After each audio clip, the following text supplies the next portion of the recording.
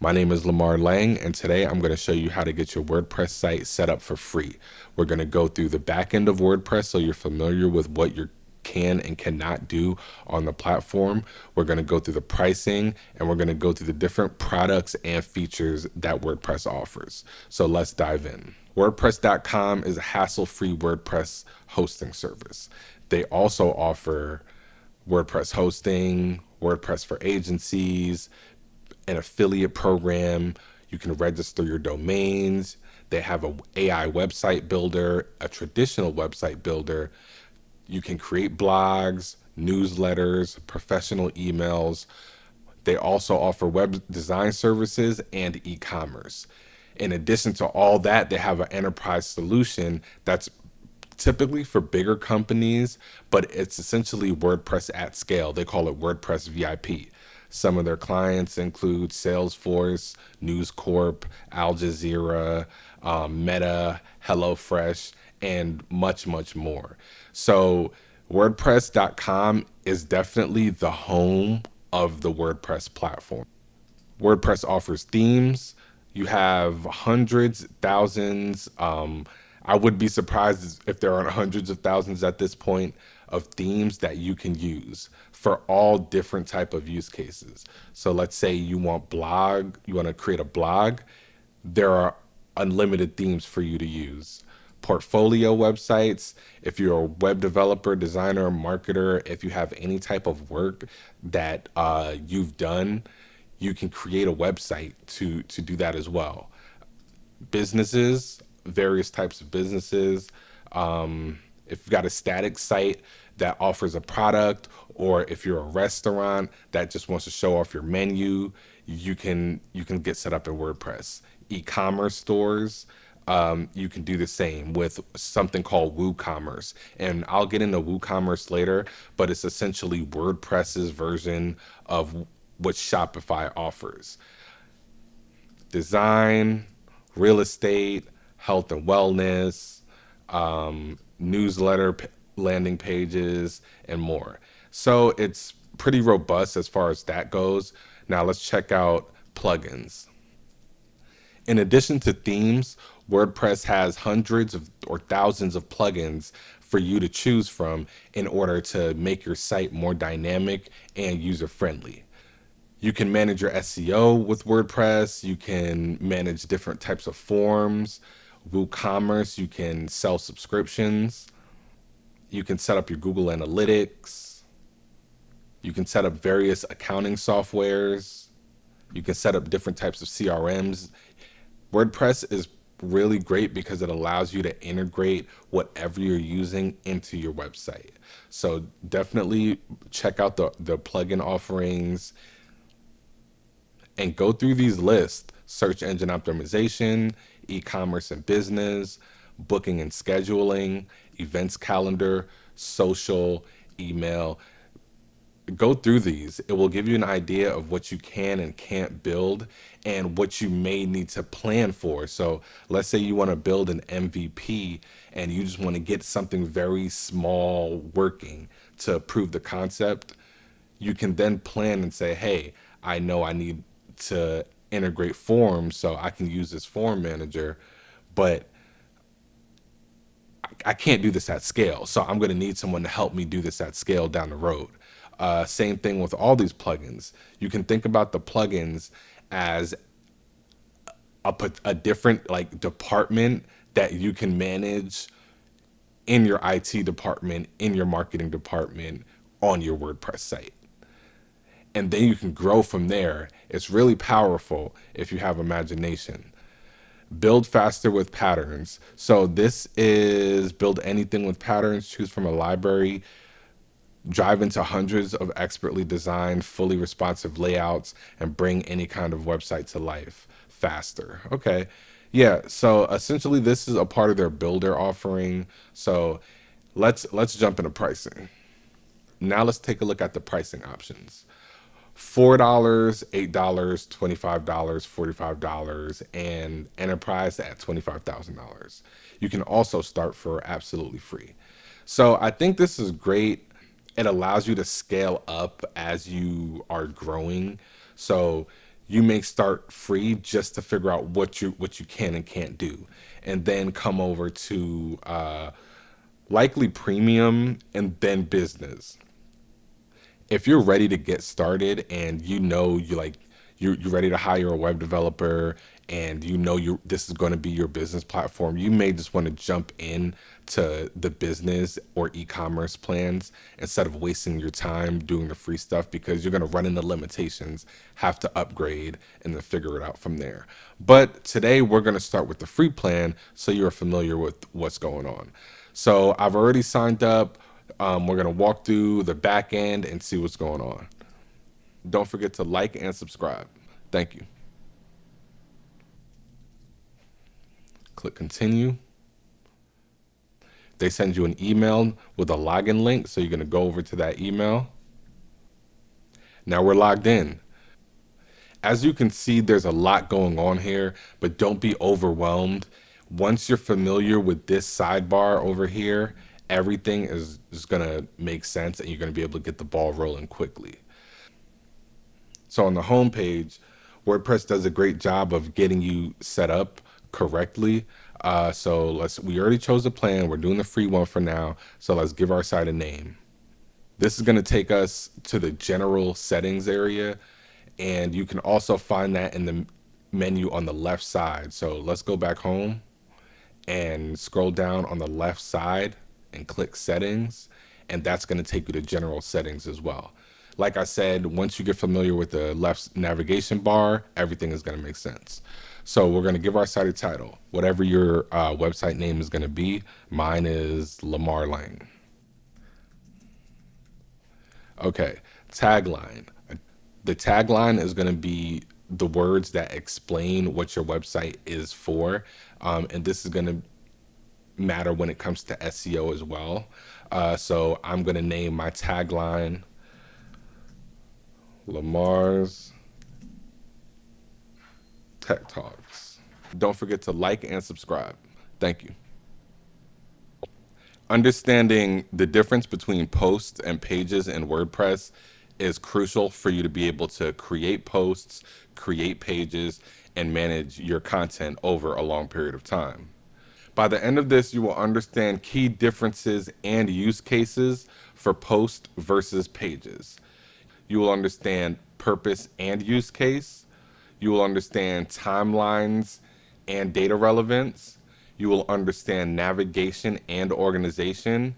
You will understand structure and hierarchy, content lifecycle, SEO considerations, and more. So a quick comparison between posts versus pages. If it's time sensitive, it should be a post. If it's displayed in a blog or a feed, it should be a post. If it's organized by categories or tags, it should be a post. If it's static content, it should be a page. If it can be nested beneath other pages, it should be a page.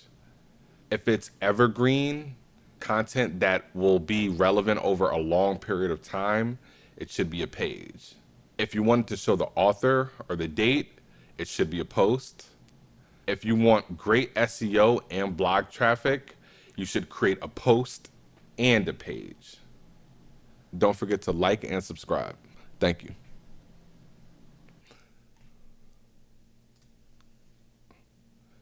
Timelines and date relevance when it comes to posts. Let's head over to our post section.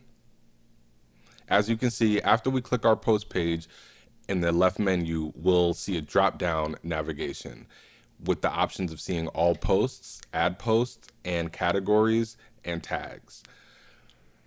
When you're dealing with a post, they are time-stamped and have a publish date. As you can see, date. They can include the author, categories, and tags. Posts are useful for creating a timeline and archive. Now let's check out what pages offer. Pages are not time sensitive. Generally, the date won't be published, but you have an internal date where you can track when and who the page was created by. So that's why you'll also see author here. but the page generally does not display the author or the date, versus a post where the author and the date generally are displayed. Now, why create a page? When to create a page versus a post? If the information on the page will remain unchanged for long periods of time, you want to go with the page. This would include an about page, home page, a contact page, a resources page, a privacy notice page. Anything that needs to be static and consistent needs to be a page. Don't forget to like and subscribe. Thank you. Now let's check out the navigation and organization differences between your posts and pages. As you can see in the left navigation under post, you can add posts, see all your posts, add posts, right? Manage your categories and manage your tags. We'll go into detail about the difference between categories and tags later, but for now, understand that these are your main options. Now let's see what Pages offers. Pages allows you to add a new page and show all your pages. Right now we only have an about, but we're going to delete this for now so you can see what it looks like bare bones. Now when it comes to organizing and navigating your pages, they can be browsed between categories, tags, and archives. So let's create a category. This category would be tutorials. A parent category is just another category that is above the child. Right now, tutorials will be the parent. So when it asks us to add a parent category, we will say none. Description. Make sure you add your descriptions to keep everything organized. Add category. You'll get a notification in the top that says category added. And you'll see on the right-hand side that your category has been updated successfully. Now let's go to tags. I generally like to have a tag and a category that are similar. That way I can filter them the way I want to in the future. Some plugins are optimized for either or. So you may run in a situation where a plugin uses tags to filter some information and your tag is consistent with your category. So you might as well have a tag that represents the category. Tag description, same thing. Add a description to keep things organized. Add tag. Once again, that notification's in the top. Tag added. Great. And you'll also be able to see it on the right-hand side, just like categories. Now let's go to all posts. And let's add a post. Don't forget to like and subscribe. Thank you. Now let's take a minute to talk about the structure and the hierarchy of your posts. Posts are organized by taxonomy. Categories, broad, and tags, more specific. An example would be a category of tutorials and a tag of WordPress, WordPress.com, WordPress.org, video tutorial, written tutorial, right? So let's go back over to our tags, and we can do that by clicking the top left-hand W in the top left-hand corner. Go back to tags. So what would be a good tag that will fall under the category tutorials? Since tags should be more specific, we're going to say WordPress because we're doing a WordPress tutorial. WordPress related tags. Add tag. Next, we are going to, what will be another great tag that will fall under tutorials? Considering this the tutorial, we are going to say beginner.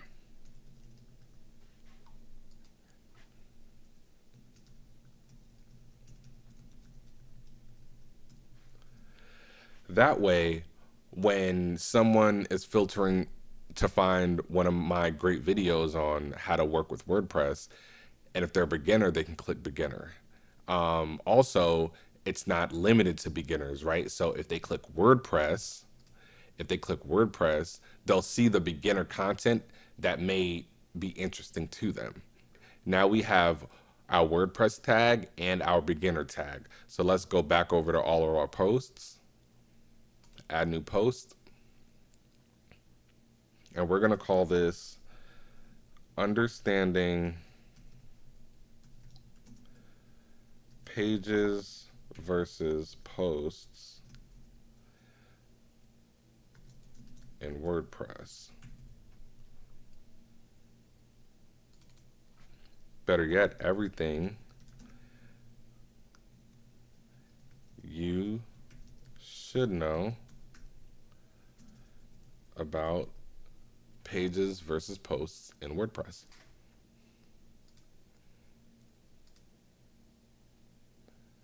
Now we are going to head over to our content, and since this is a pretty basic post, this is just for demo purposes, we're going to keep it simple.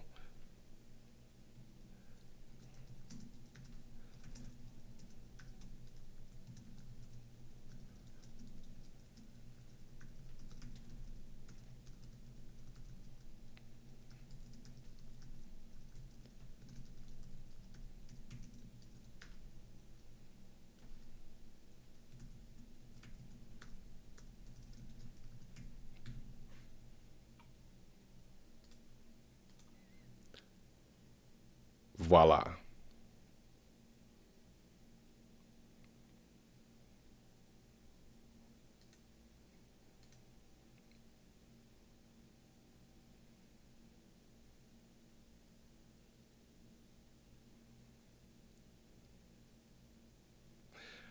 Great. Now let's edit some basic information about our post. Head over to the right-hand side, click post, and scroll down. You'll see status, publish, slug, author, template, discussion, format.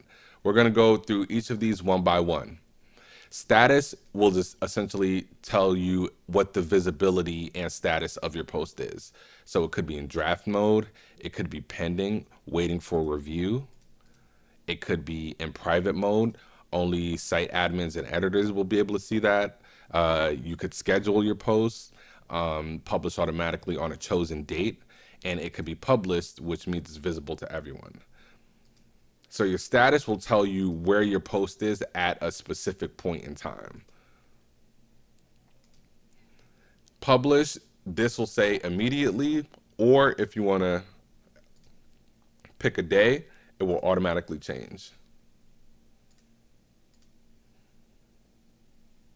But we are going to do immediately.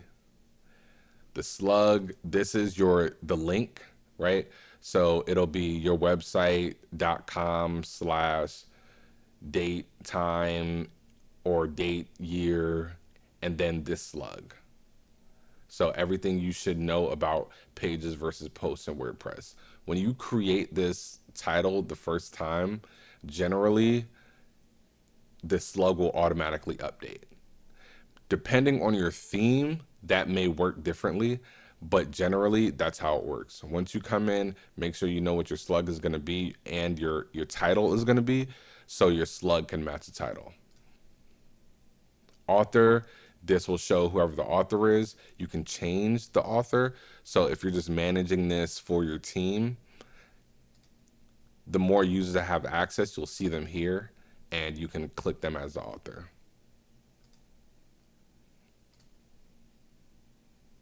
You can choose a template. You can edit the template, create a new template, show different templates, discussion. So your discussion options are open, closed, and enable pingbacks and trackbacks. Enabling pingbacks and trackbacks are essentially good if someone wants to use your link somewhere else. So they may refer your link, and that's good for SEO. Those are called backlinks. We'll talk about that later. Open, visitors can add new comments and replies. So essentially anyone If you have a comment section, and all posts generally do come with a comment section. If you want to customize that, you can. But anyone can add comments. Closed, visitors can't add new comments or replies. Existing comments remain visible. So for now, we'll keep that open. And then the format is standard, aside, audio, chat, gallery, image, link, quote, status, video, etc. But generally, you'll just choose a standard format. Let's come down here to AI Assistant. So currently, WordPress.com has their AI in beta, but essentially, you can just use it to reword things, to generate an image and generate some feedback. Um, if you know what you want on your website, this is kind of irrelevant. But if you need AI's help, you can just generate a title there, which is pretty cool. Don't forget to like and subscribe. Thank you. You can also add an excerpt to your posts. It's optional, but it's important because when somebody like looks up your website online, the excerpt is generally the thing that'll pop up about that post. So if you share that post on Facebook or LinkedIn or Twitter or something like that, the excerpt generally pops up under the page name, under the post title. So it's important to have a pretty good excerpt. For now, I'm just going to copy the text in my post and add it to the excerpt. Now we have our categories. Remember, posts are organized by taxonomy. Categories should be more broad and tags should be more specific. So broadly speaking, this is a tutorial. Great, now we have everything filled out. Now before we publish, let's review everything. Currently our status is in draft, but when we click publish, that'll change. When we click publish, it'll publish immediately. When we click publish, we'll have this slug. This will be my author. This will be my excerpt. Tutorials will be my category. Beginner and WordPress would be my tags. Now let's head up here and click publish. Whenever you click publish, everything you have in that post will be saved at that time. It's important to know that you can publish something, leave the page and try to come back and fix it. If you mess something up, you won't be able to undo that. So make sure you double check before you publish. And it'll tell you everything you need to know. It'll just reiterate all the stuff that's in your post information. So let's click publish.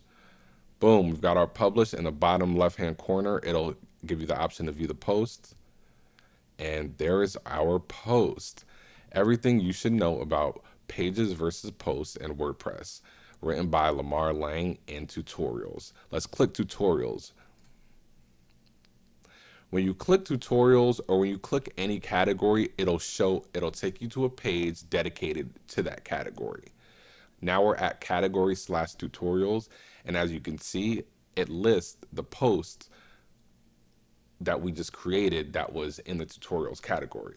So as you add posts and to this category, you'll always be able to find it from this page. So this is great. Head back.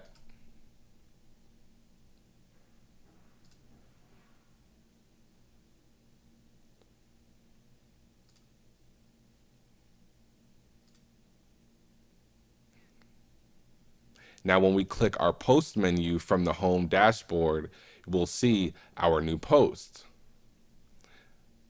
Now, let's add an image. We can click edit.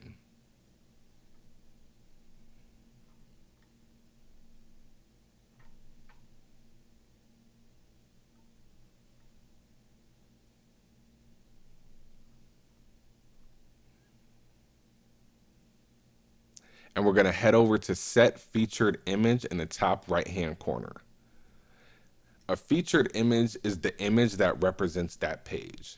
Whenever you set a featured image, that image is going to represent that post or page throughout the web. Let's go to my media library. Let's select the file. Got a lot of images here. Let's find something pretty basic.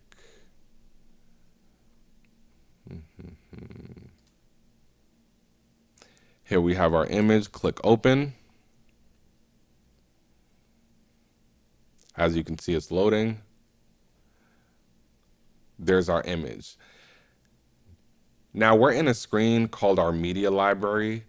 So whenever you want to set a featured image, you can upload a file and it automatically saves to your media library. So you can recall any image you upload anywhere in your WordPress site later. On the right hand side, you can affect attachment details. All your images should have an alt text because it's great for SEO. So we're just going to keep our alt text the same as the title.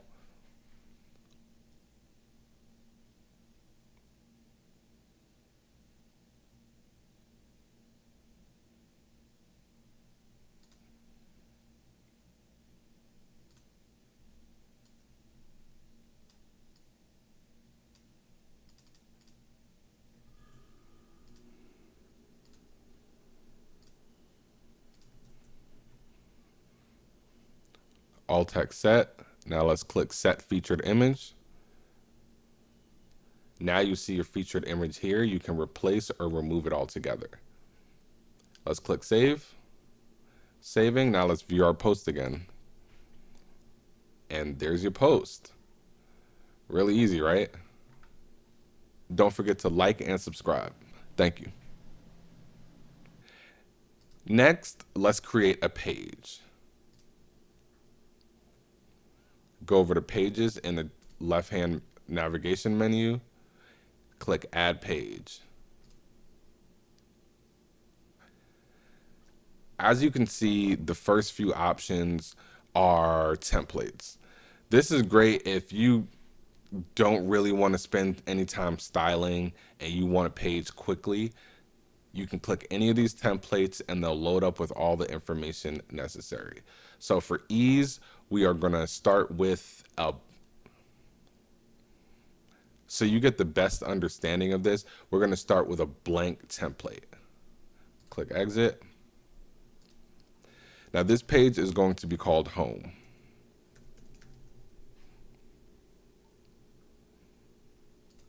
Now let's add some information to our home page.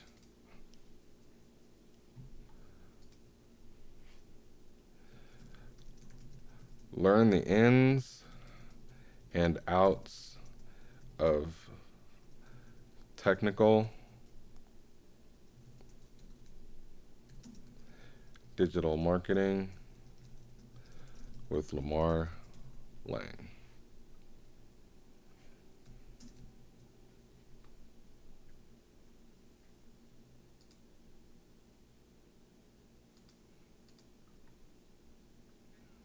Now let's add another image. Don't forget to like and subscribe. Thank you. The images on your pages, remember, they should be evergreen. So when you're creating a page and you're putting an image on it, consider that this page will always be there.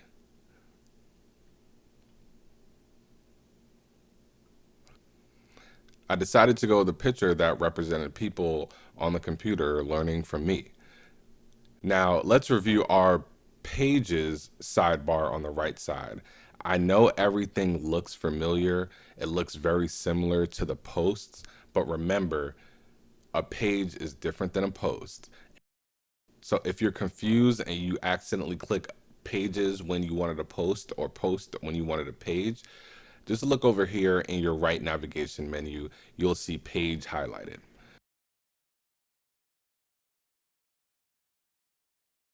With the page, you can also set a featured image.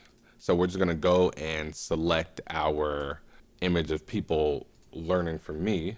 Now your alt text, this is probably a bad alt text because people probably won't be searching that, but your alt text should generally be something that people might search. And similar to posts, you have a status option, you have the publish information, You have slug information. For us, this is home. You have author information. You have template information, discussion, and parent information. All pretty much the same. You also have an excerpt area. And remember, we said your excerpts will generally pop up when people share your links. And it's great for SEO. So let's add an excerpt. Now that we have all of our information here, let's double check. This is our home page. Learn the ins and outs of technical digital marketing with Lamar Laing. Let's click publish and see what it looks like. Click view page. Here we go. Now, we see two of the featured images. Why? That's because we added an image to the content body of our page and we added a featured image to our page. Now, the featured image will generally always pop up before the title of the page and the rest of the page content. And you can see that when we go to the inspection window. You'll see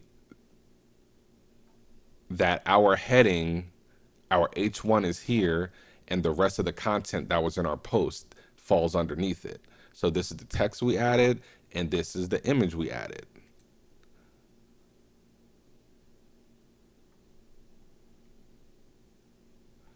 And this is the featured image we added. So how do we fix that? Well, does it need to be fixed? Yes, but generally you may want a featured image and you may want images in your page, but you don't want them to be the same exact thing unless you styled it correctly to where it doesn't look like this. So let's go back and update this. So let's remove this image, delete, click save, view page. For now, this looks pretty decent and you have successfully created your home page, or have you? Let's head over to view site. Now, why are we seeing our blog and not our home? Well, that's because you have to set your home page. So you can create any page you want and set it as your home page. Now, let me show you how to do that. We're going to click Edit Site in the top left-hand corner. We're going to go to Pages. Click Home.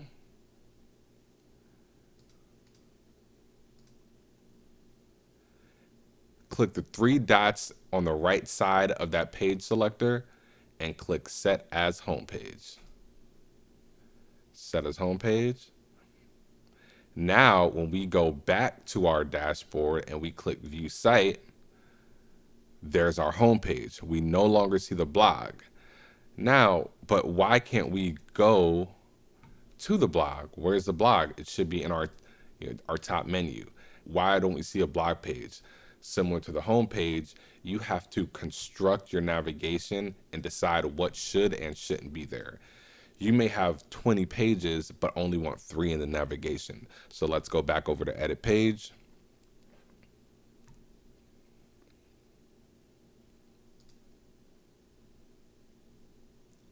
Excuse me, edit site.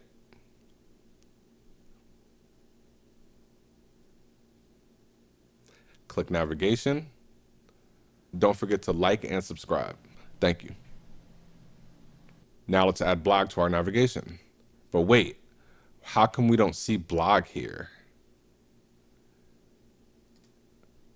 Why can't we add it to our navigation? We see home. Let's head to the dashboard to figure that out.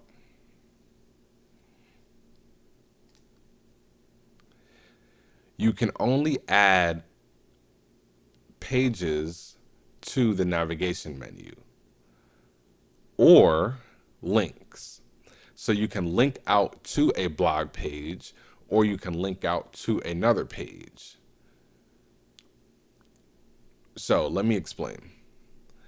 Right now, we don't have any pages that says blog, but if we go to posts, we do have a blog. You may be wondering why we don't just see this post in our menu, because this post exists in its own timeline. The navigation generally is for static pages.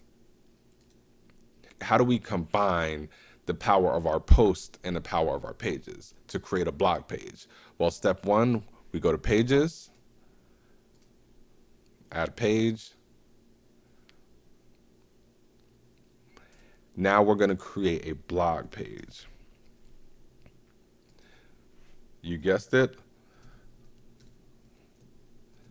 Lamar Laing's blog.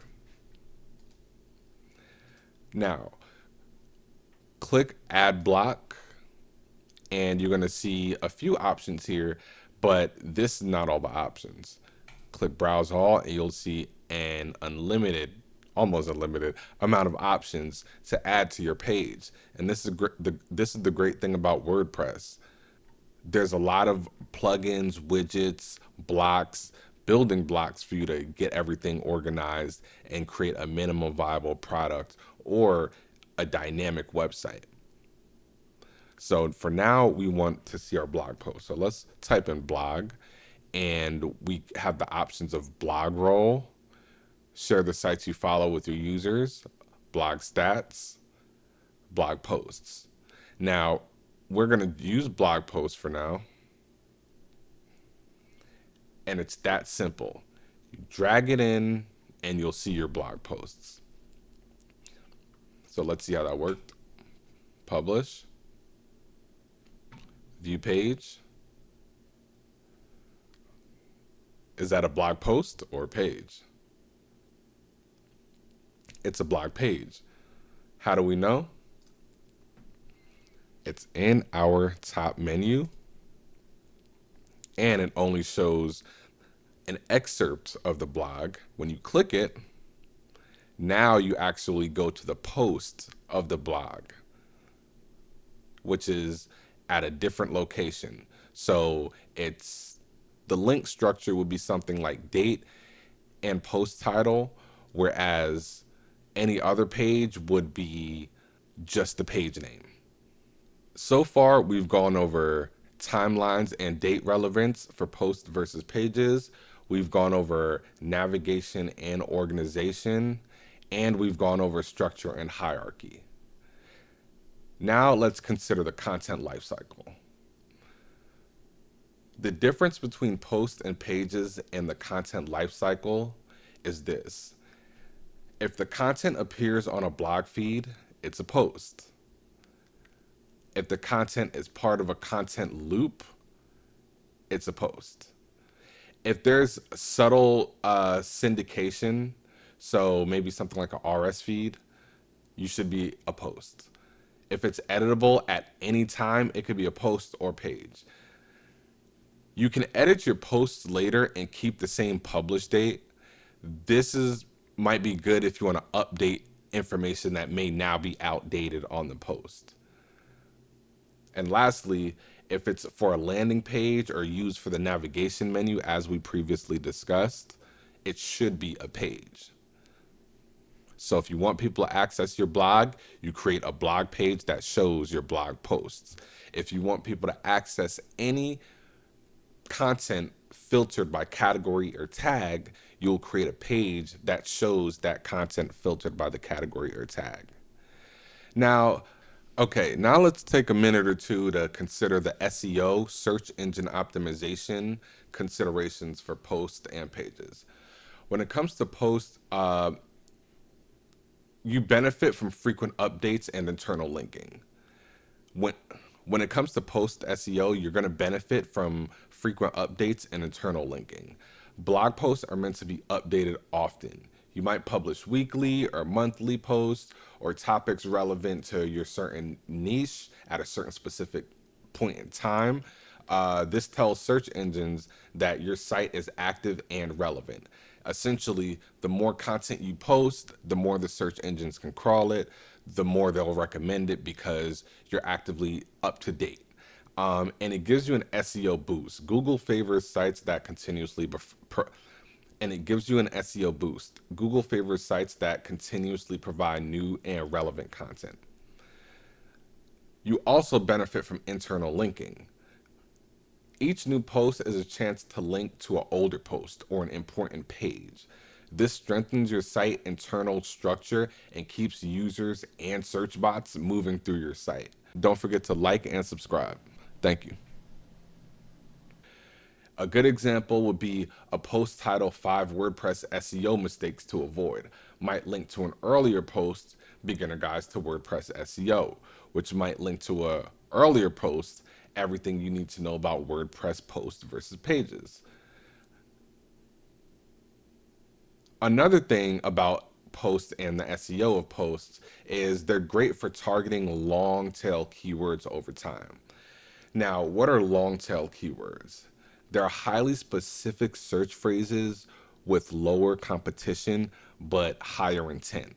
A good example of that might be something like, instead of targeting WordPress, your post might target best free WordPress themes for artists in 2025. That's a long keyword, but it's something that has higher intent. Because if someone looks that up and they find your content, they're going to click it because they are super specific in what they're looking for. Now, why post works well for this is you can create dozens or hundreds of blog posts, each focus on a unique long tail phrase, which will give you higher intent over time, and beat out your competition with your niche. Over time, you build a content library that captures organic search traffic across many search queries. Posts also allow you to go deep into specific topics, perfect for answering niche search queries, and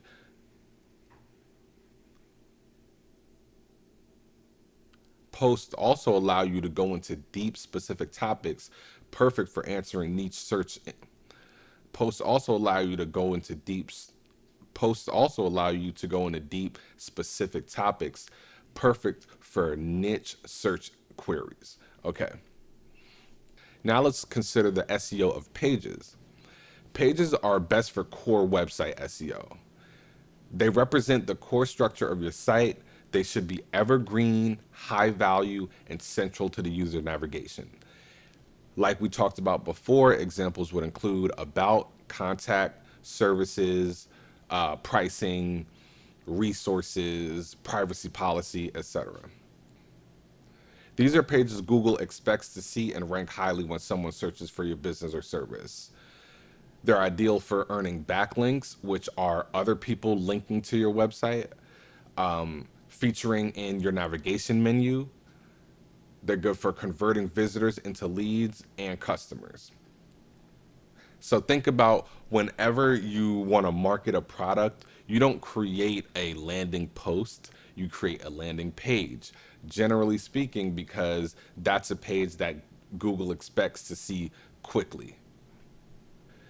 Now, when you're optimizing your page, it should be optimized for high conversion keywords. High conversion keywords are search terms where the intent is clear. The user is ready to take action, buy, book, contact, whatever. There is a call to action that is clear and the user is ready for it. So when you're selecting your keywords, make sure they're high intent keywords. A good example would be custom web packages would likely intent buy, right? Book therapy session online, the likely intent would be schedule. Custom web packages, the likely intent would be buy. Book therapy session online, the likely intent would be schedule. Pages are the best place to optimize these keywords, hands down. Why? Because pages are stable, always accessible, and don't get buried in feed like posts do, right? So imagine if you post something 9 months ago and you've been posting every day for the past 9 months. When you want to find that post from 9 months ago, it has to do a lot more searching than it would if it was just a page in your website. At the end of the day, when you're creating a page, it should be used to showcase a service or a product, build trust, include CTAs, which is a call to action, or guide users to contact or checkout flows. And another great tip would be add location modifiers or industry specific terms to pages like affordable web design in Houston or nutrition counseling for women over 40. At this point, you should understand the timelines and date relevance for posts and pages. You should be able to navigate and organize your different posts and different pages. You should understand the structure and hierarchy. Remember, posts are organized by taxonomy and pages are nested between other pages. You should understand the content lifecycle as well as SEO considerations for posts and pages. If you found this helpful, don't forget to like and subscribe.